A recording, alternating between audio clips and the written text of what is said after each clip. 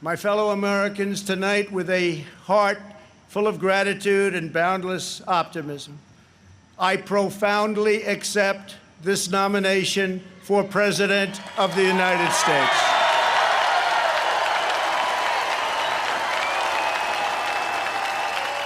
I humbly accept your nomination to run and serve as Vice President of the United States.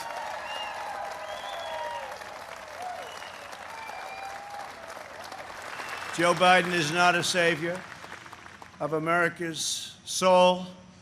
He is the destroyer of America's jobs, and if given the chance, he will be the destroyer of American greatness.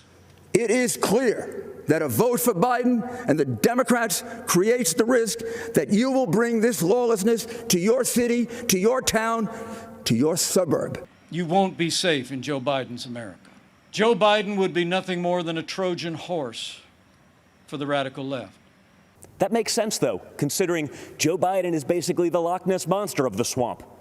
For the past half-century, he's been lurking around in there.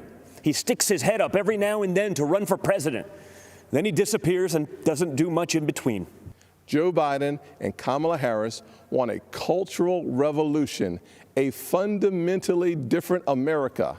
If we let them, they will turn our country into a socialist utopia. And history has taught us that path only leads to pain and misery, especially for hardworking people hoping to rise. China would own our country if Joe Biden got elected. Unlike Biden, I will hold them fully accountable for the tragedy that they caused all over the world. We must never allow mob rule. We can never allow mob rule. In the strongest possible terms, the Republican Party condemns the rioting, looting, arson, and violence we have seen in Democrat-run cities all, like Kenosha, Minneapolis, Portland, Chicago, and New York, and many others, Democrat-run. President Trump and I will always support the right of Americans to peaceful protest. But rioting and looting is not peaceful protest. Tearing down statues is not free speech. And those who do so will be prosecuted to the fullest extent of the law. They want to steal your liberty, your freedom. They want to control what you see and think and believe so that they can control how you live.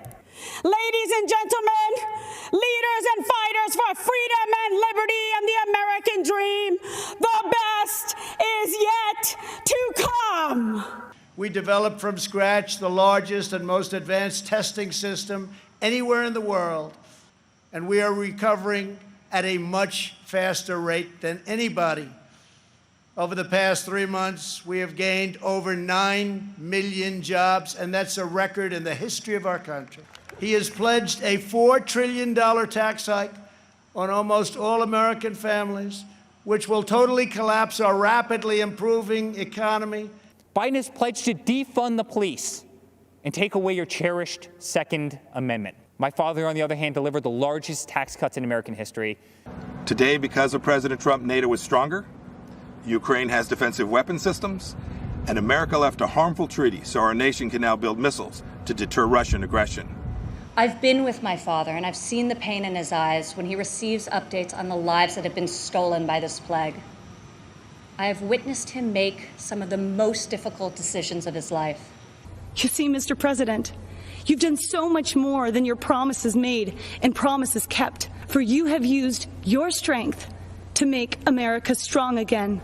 Sacrificed the life you built to make America proud again.